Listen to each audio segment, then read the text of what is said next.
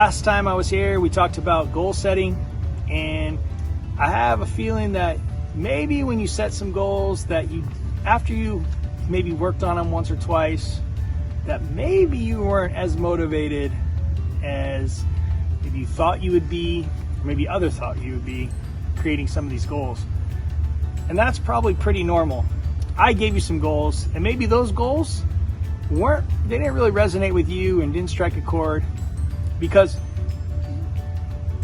you're not interested in it. It's not your goal. So I'm going to encourage you to look back at your goals after this session and see if we can't create some that are going to motivate you in the next couple weeks. So what is motivation? Motivation really is the intensity and direction of one person's effort. So it's how hard we work and what are we working on, and that's motivation. And coaches will encourage you a lot of times or try to motivate you to increase effort in the direction of some kind of action, like run harder, run faster.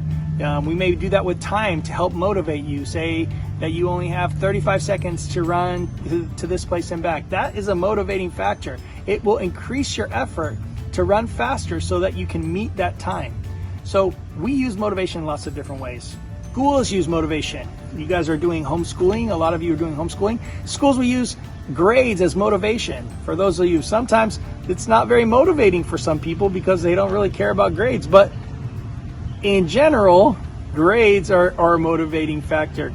In fact, us athletes, college athletes, grades are a very motivating factor because in most cases you have to have above a 2.0 to continue to play sports. And in college, it could be as high as 2.5 or 3.0. So grades are definitely a motivating factor for athletes, especially if you're going to continue to move into the college, high school, and college ranks. So motivation is how we direct our effort and how much effort we're going to put forth. So understanding that not everybody's motivated by the same thing. Not everybody's motivated by the same thing. And so we can't use the same kind or type of motivation for everybody, including yourself. Just because something that works for somebody else doesn't necessarily mean that it's going to work for you. Same type of motivation. You may see this in practice where a coach is saying something or doing something and it may motivate some of your teammates, but for you, you're like, doesn't motivate me. You may hear people yelling on the sidelines, and yelling may encourage other people to increase their effort, but for you, it may not. That means that we just have to look at what is motivating for you. If yelling and doing that does increase your motivation, then great, but it doesn't for everybody. We have to figure out what that is. So our brains do this really weird thing. It's hard to find motivation when you're on your own, because as things get tougher, our brains will tell our bodies that this is hard, maybe we shouldn't do it.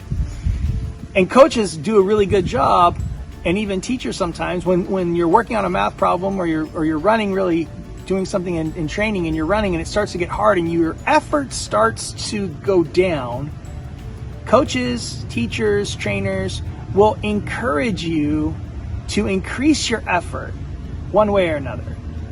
And by doing that, that helps motivate us to continue to do more with our effort and focus that effort towards that exercise or towards that task.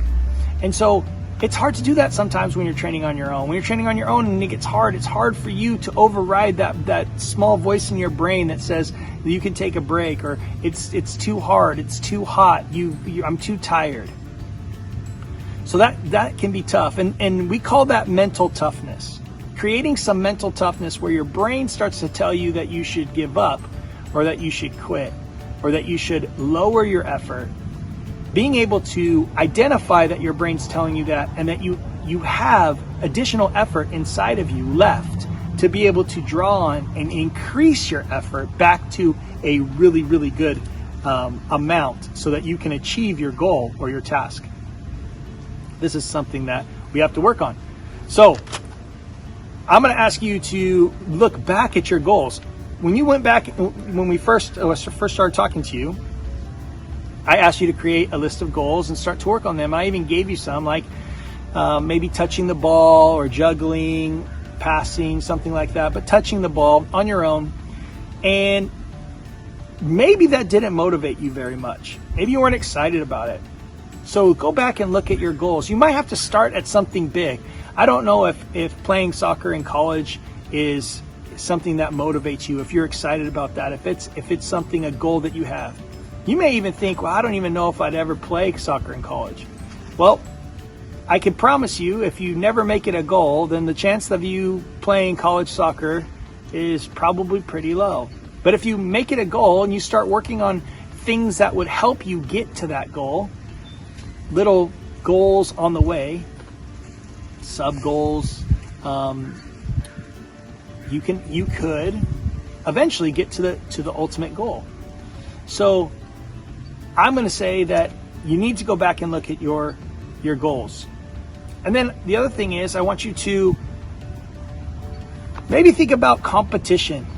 Is there a friend on your team that you can compete with? Now, some people aren't as motivated with competition, but I can tell you, as SVU players, I've seen most of us are highly competitive. And given the chance to be able to compete against another team, another person, a teammate, that usually raises our motivation. It raises our effort, because we know that we're going to compete against somebody and not just necessarily against ourselves. And so we choose to direct more energy or effort into the task that we're competing against. So I'm going to encourage you to add some competition. Maybe instead of thinking about just juggling, think about juggling the most juggles that try to compete for the most juggles on your team, or maybe the most juggles in the club. The last thing I want to say is that remember that we can't control our environment necessarily. Inside the game, outside the game, inside the classroom or outside the classroom, we can't control that, but we can control our effort. And understanding that if we have a goal that's important, then how much effort we put towards achieving the goal, the tasks in front of us to achieve our goal, we can control that. Your effort is up to you. And understanding when our effort drops, identifying that is very important for us to be able to figure out how to increase it when we need to.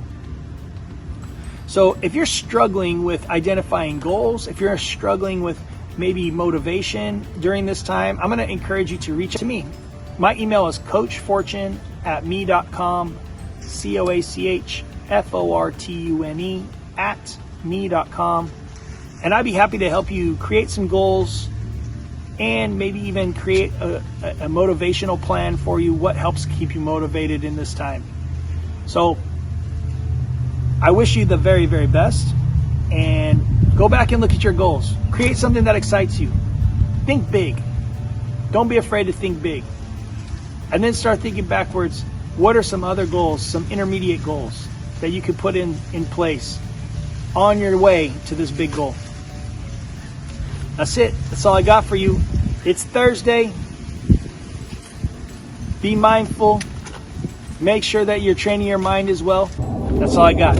Have a great day. We'll talk to you soon.